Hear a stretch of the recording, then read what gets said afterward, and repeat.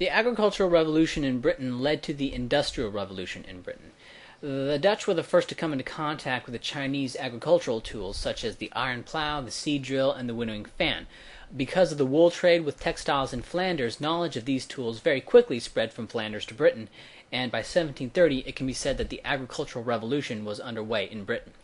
This new technology, along with crop rotation using legumes to replenish the soil for grains, resulted in Britain having an unprecedented population burst. Britain's population was 5.7 million by 1750, a number it had only reached before in 1300 and 1650.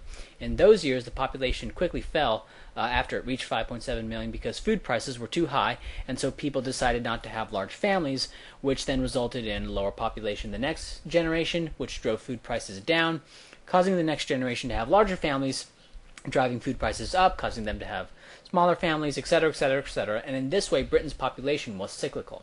In 1750, however, food prices did not go up, and so the population continued to grow. And in his hilarious ignorance of this situation, Malthus predicted mass starvation as a result of continued population growth. As a result of this population growth, Britain had massive unemployment and the formation of cottage industries. However, by the 1780s, industry began to develop as we know it, big old factories.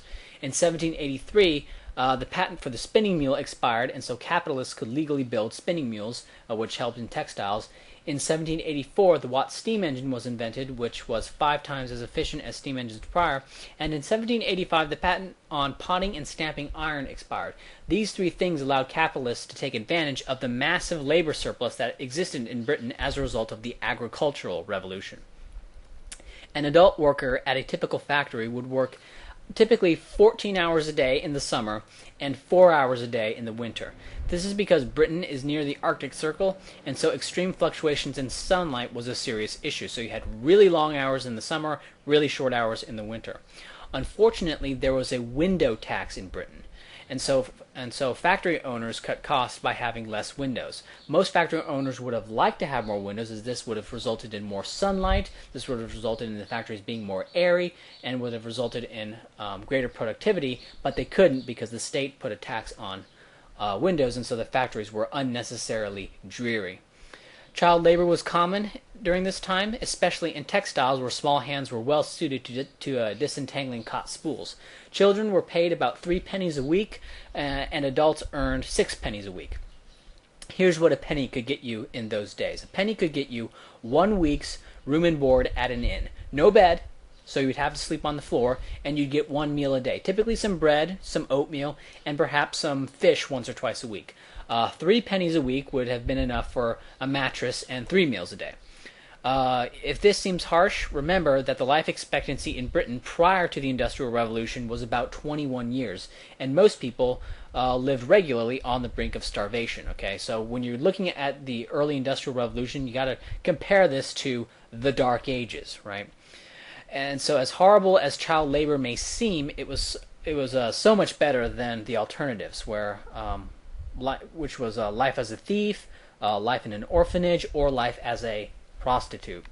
A child was more likely to die in an orphanage than a factory, so as much as child labor offends our sensibilities, you got to remember the times.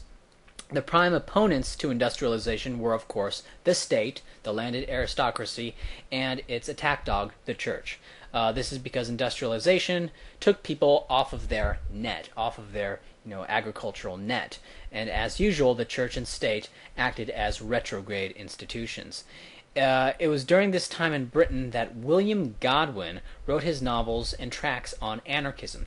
Godwin lived from 1756 to 1836. At first, Godwin noted that the bulk of human conflict centered around property, or more specifically, land and capital. Wars were fought over it, people starved because they couldn't hunt animals that were on someone else's property, and so Godwin came to the conclusion that you could eliminate much of the suffering in the world by eliminating private property. And so at first he was just against private property. Then Godwin realized that 80% of the wealth in Britain was owned by 2% of the population. And at this time, wealth was used as a synonym for property. Wealth was property and the buildings on it. That's what was called wealth at that time.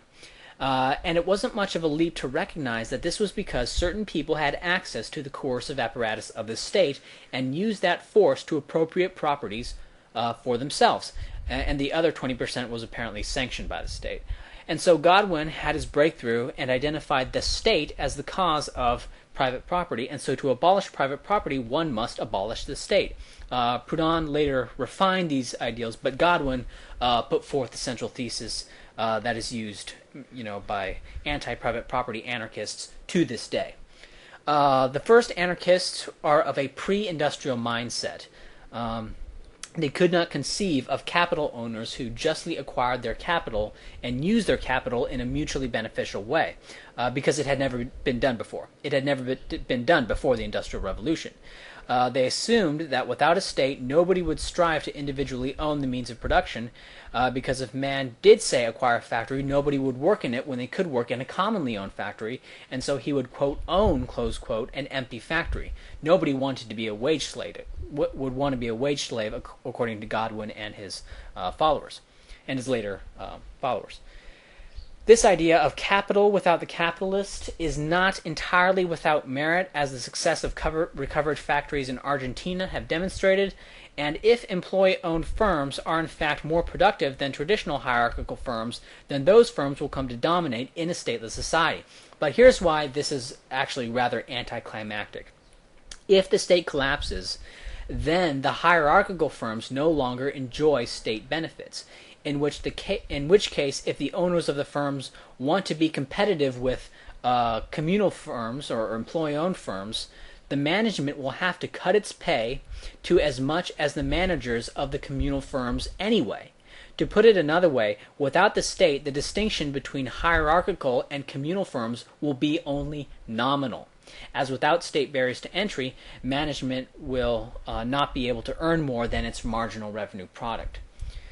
I am of the opinion that in a stateless society you will have nominally hierarchical firms, but because they would exist in a truly competitive market, managers will no longer be able to pay themselves more than their marginal revenue product. And so you will have the benefits of a theoretical employee-owned firm, you simply won't have its form.